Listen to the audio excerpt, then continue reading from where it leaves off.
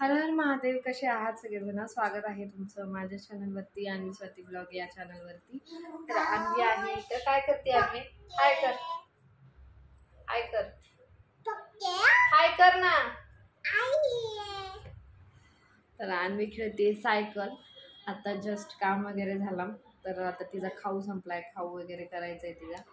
आता खाऊ किती वर्षापर्यंत चालतात मला माहिती नाही, पण मी आता 3 वर्षापर्यंत चालते खाऊ. म्हणजे ते सगळं मिक्स डाळ वगैरे करून अजूनपर्यंत खाते तर ठीक आहे, खाऊ दे म्हणून करते. आता झालं, नंतर बंद करून टाकलं हिच्या बड्डे नंतर.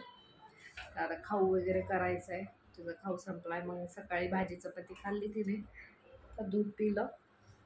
म्हणलं आता खाऊ करावं, संध्याकाळी वगैरे तिला चारावं. एकच टाईम चारते मी आता, नाही तर तेव्हा 3 टाईम असायचं, पण आता एकच टाईम. कारण सगळं खाते ती, आता काही प्रॉब्लेम नाही तिचा खाण्याबाबतीमध्ये. आणि सत्वत पण नाही अजिबात. सो सगळं खाते, जे दिलं ते खाते. अशी नाटकी नाही, हे नको ते नको. आणि मी आधीपासून अन्वीला आहे ना सवय लावून ठेवली तिखट खायची. सो तिखट पण खाते ती,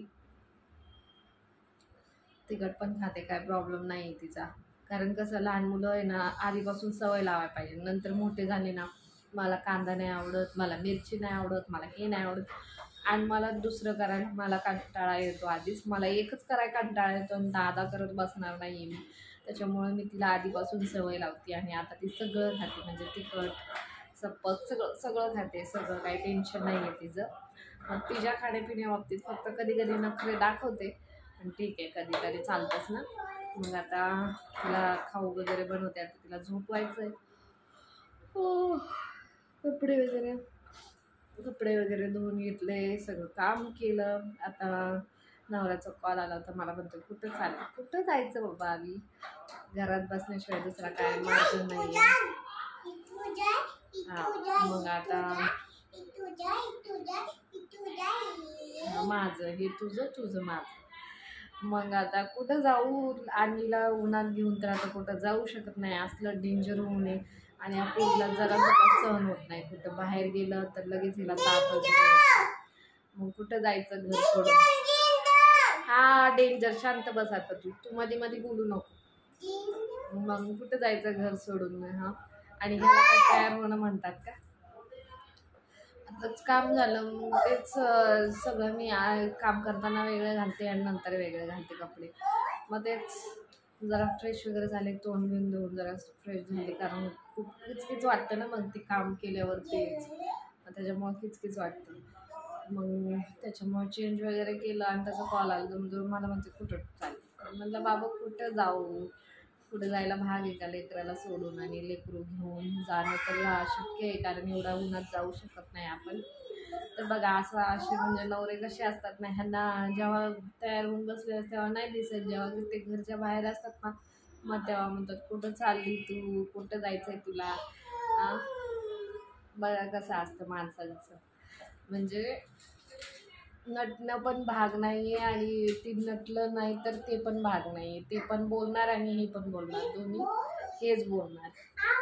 तर जाऊ दे, सवय आहे मला अशा गोष्टींची. काय शिकवलंय घरच्यांनी त्याच्या? सॉरी, नाही शिकवलं, बोलतात, काय करणार. मग चला आता, हो चुप.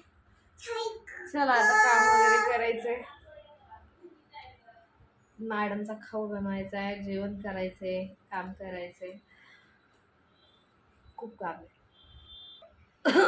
आणि उद्या तर खूप काम आहे. बहुतेक उद्याचा ब्लॉग माझा येणार नाही, कारण मला उद्या खूप काम आहेत. मला उद्या जायचं बाहेर, मग ते याचं काम वगैरे करायला, अपग्रेड वगैरे करायला. कारण पॅन कार्ड लागते आता मला, पॅन कार्ड वगैरे अपग्रेड करायचं आहे. परत माझं अकाउंट बंद झालं आहे, अकाउंट हे करायचं आहे.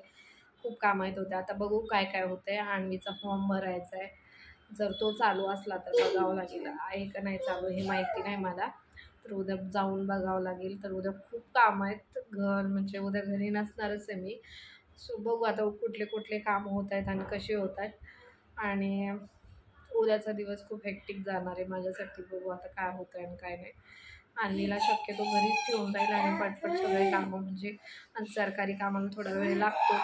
बघू आता काय काय होतं आणि काय काय नाही. तुम्हाला अपडेट करेनच मी. तर चला, आजचा ब्लॉग तुम्हाला कसा वाटला मला नक्की कमेंट करून सांगा गाईज, आणि असा सपोर्ट करत राहा. अन्वीच्या व्हिडिओला चांगला प्रतिसाद मिळतोय तुमचा, असा सपोर्ट करत राहा.